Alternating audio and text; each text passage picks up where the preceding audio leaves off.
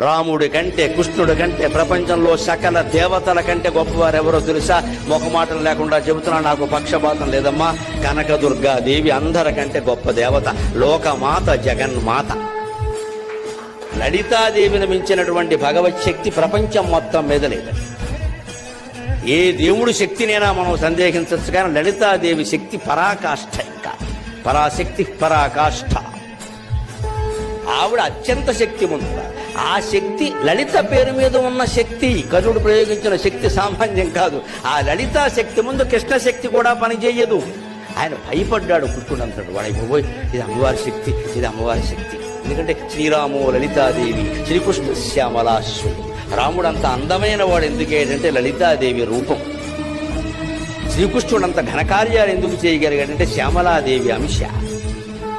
శ్రీరామో Lalitha Devi, Srikrishna Shyamala.